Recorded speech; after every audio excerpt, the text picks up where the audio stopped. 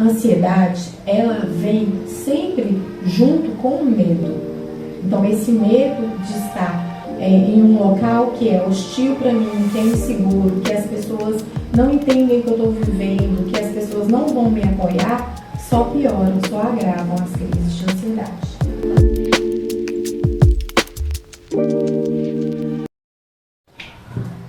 Sejam bem-vindos ao podcast A Vez de Dar a Voz. E hoje nós estamos com uma psicóloga chamada Glícia. Seja bem-vinda. Obrigada, gente. Prazer estar aqui com vocês.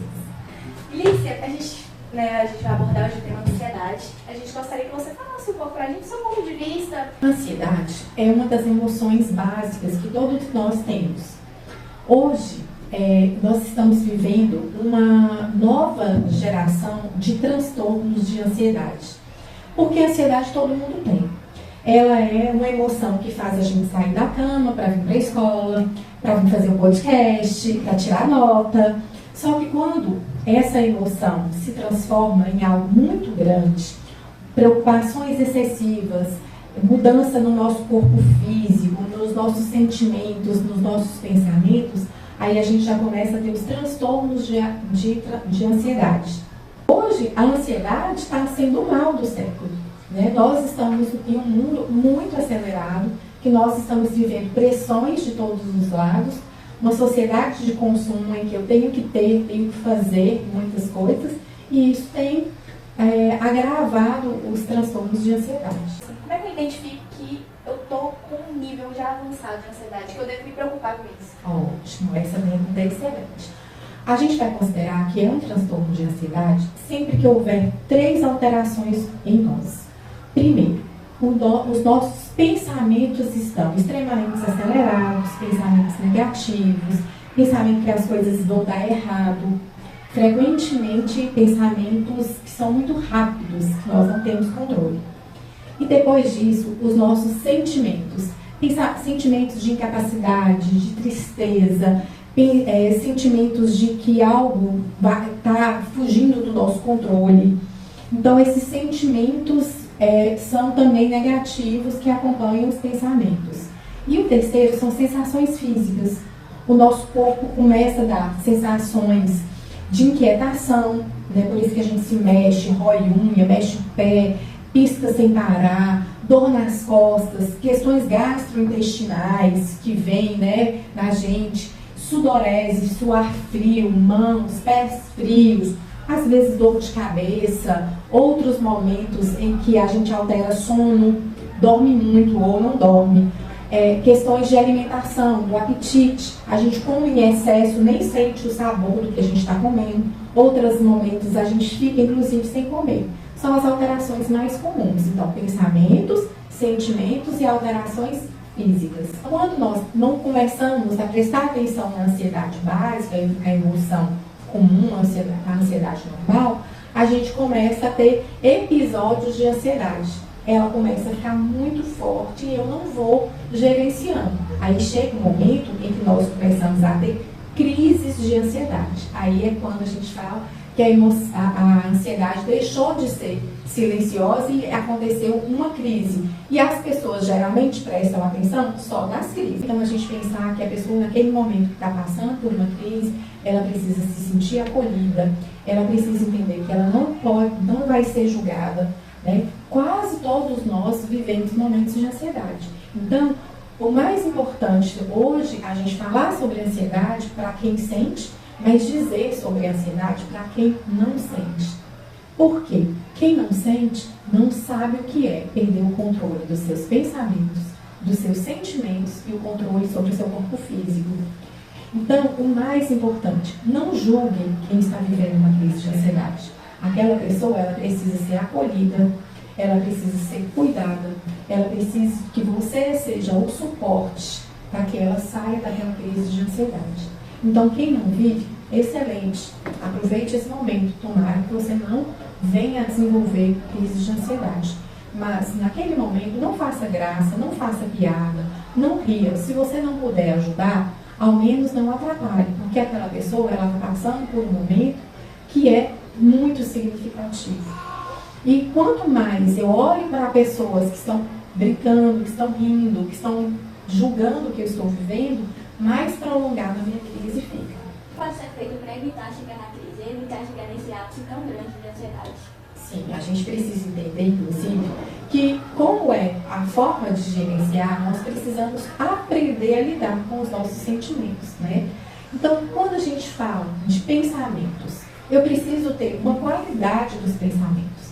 Se eu entendo que o meu pensamento está parecendo uma tela do Word, quando começa a abrir aquele monte de janelinhas sem meu controle, que eu preciso ir lá e fazer, né, Ctrl Alt Del, que eu preciso deletar, a nossa mente acontece a mesma forma, gente. Nós precisamos ter momentos de conseguir fazer essa tranquilidade, que a gente possa ter um descanso de qualidade, que a gente possa conseguir fazer técnicas de meditação, de respiração profunda, que a gente consiga ter pessoas em que verdadeiramente eu possa confiar e conversar, falar sobre os meus sentimentos. Às vezes eu preciso procurar uma ajuda profissional mesmo, porque em muitos momentos é um apoio psicológico, é uma terapia, a psicoterapia é um apoio de um grupo, né, que eu posso expressar livremente os meus sentimentos, sem medo de ser julgada, sem medo de ter uma pessoa que vai usar aquilo contra mim. E aí isso vai me ajudar a controlar os meus sentimentos e os meus pensamentos. O que você indica para essas pessoas que têm um certo bloqueio e que não conseguem conversar com os outros? A primeira forma que a gente vai pensar é que no Sistema Único de Saúde, nas unidades básicas de saúde, nós temos o atendimento psicológico. Assim como nas unidades básicas de saúde, também tem serviços especializados. Para crianças e jovens, nós temos o serviço do CAPS infantil, que está voltado mais para os momentos de crise, né, de transtornos já instalados. Para os adultos, a gente vai ter o CAPS, transtorno mental, também voltado para as crises, para os momentos de transtornos instalados. E as unidades básicas de saúde, a gente vai ter acesso à psicoterapia também. E o que a gente precisa entender? Que nós temos técnicas que nós mesmos podemos fazer. Por exemplo, eu estou travada, como a nossa amiga está dizendo. Eu não consigo expressar os meus sentimentos. Então, o que eu posso buscar fazer? Eu posso pegar um caderno e eu posso começar a fazer um diário e escrever sobre os meus pensamentos, os meus sentimentos.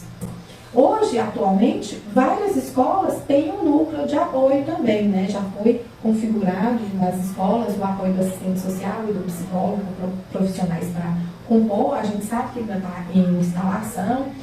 E muitas coisas, principalmente em relação à ansiedade, os grupos ajudam demais. Por quê? A gente vai fazer a psicoeducação, que é justamente ajudar as pessoas a fazer o gerenciamento. Porque a ansiedade não é algo que nós estamos buscando uma cura. Nós estamos buscando aprender a ter um controle, porque a ansiedade é uma emoção básica. A alegria, a tristeza, a raiva são emoções. A ansiedade também é uma emoção.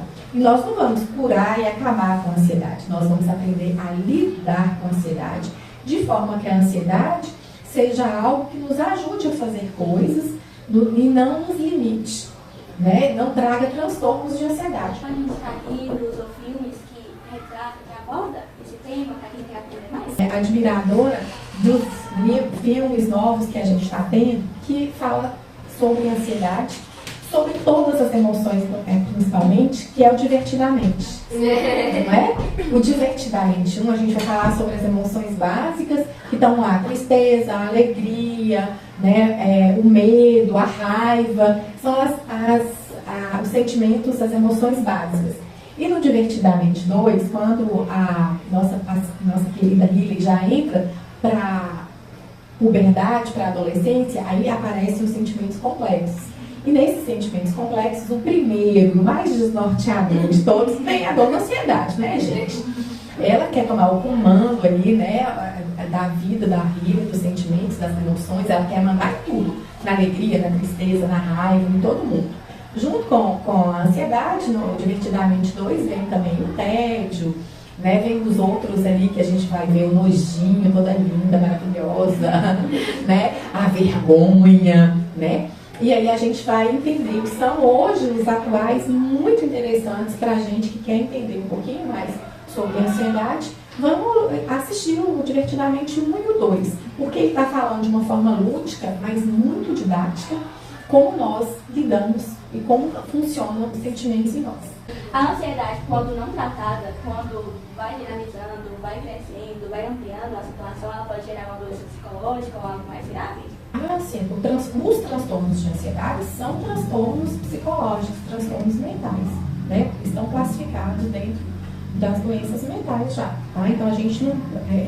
A ansiedade que nós temos comum, eu estava ansiosa para chegar aqui, para ver vocês, essa é uma ansiedade comum, né? Agora, se isso tivesse me tirado a noite de sono, me deixado com gastro, né, com reações gastrointestinais, se eu tivesse aqui de mão suando, alguém está de mão suando, gente? Não. Aí já poderia dizer que eu estava com ansiedade acentuada, e vai aumentando cada vez mais. Bom, muito obrigada por comparecer aqui hoje. Espero que vocês tenham aprendido alguma coisa sobre ansiedade. É isso. Bom, tchau e até o próximo podcast.